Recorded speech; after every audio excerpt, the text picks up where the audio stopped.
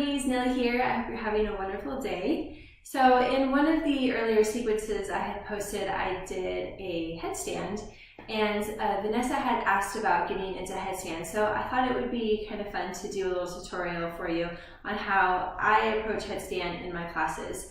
Now, I know there are many different ways to get into supported headstand, but these are just kind of the tricks I use to teach my students and the ones who I learned from my teacher.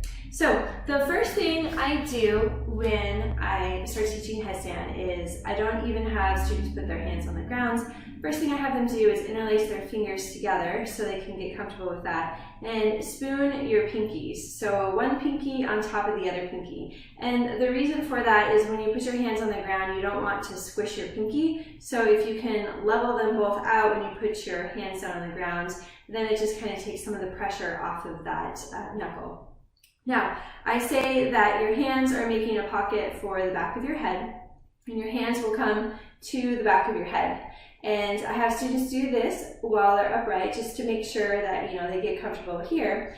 And then I say to look into a mirror. And the reason why I say that is because when you look in a mirror, and you can see right now that my forearms are below my head. And when you get into headstand, it's really important that you have engagement in this area here to support your head. Even though it's called headstand, you're really not putting a lot of pressure on your head. Most of it is going to be on your forearms. So we do lots of exercises like this, really engaging through the shoulders and lifting up so they can see what that feels like. And this, sometimes, even right now, I'm a little sore, so this is kind of enough for me to do. It might be enough for your students to just work on that. Now, once they get comfortable with that engagement, that's when you can have them transition to the ground. So then I have students come to their hands and knees, lower your forearms down. And now another point with your forearms is you want to have your forearms almost parallel to one another. And I say making a number 11. And the reason for that is because your forearms are really stabilizing your head in the headstand.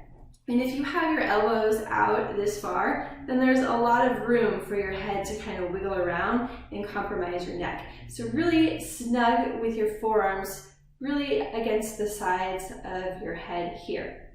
So we come back to the ground, forearms down. I've got my number 11 with my forearms. I lower the crown of my head to the earth.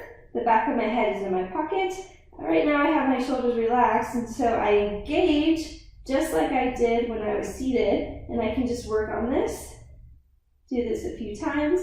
If that feels good, the next option is to lift your knees off the ground and maybe just hang out here. This might be enough to work on the strengthening for your headstand. So I've got my shoulders engaged, I've got my core engaged. Now I can start to walk my feet in so I can get my hips over my shoulders.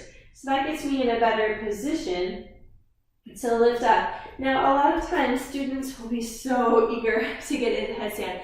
I'm sure you have that a lot too, where they just want to kick up into headstand and they're like, well, look, I'm upside down, and crash, they fall down. Because they really haven't worked on that stabilization in their core to support lifting their feet up. So once you're here, building on, getting my hips over my shoulders, bring one heel up to your glute, work on this, lower it down, bring the other heel up, work on this, lower it down, maybe just alternate legs. When you're ready, bring both knees into your chest, heels to your glutes, tight little ball. So this is going to build the strength in your core, and if you feel good here and you have good stabilization, that's when you extend up and you're in your headstand, and you come down the same way. Tuck your knees in, lower your feet down, and this is good strength building here, is just to do this a few times. Maybe not even holding your headstand, just working on the strength of going up and going down. Whew.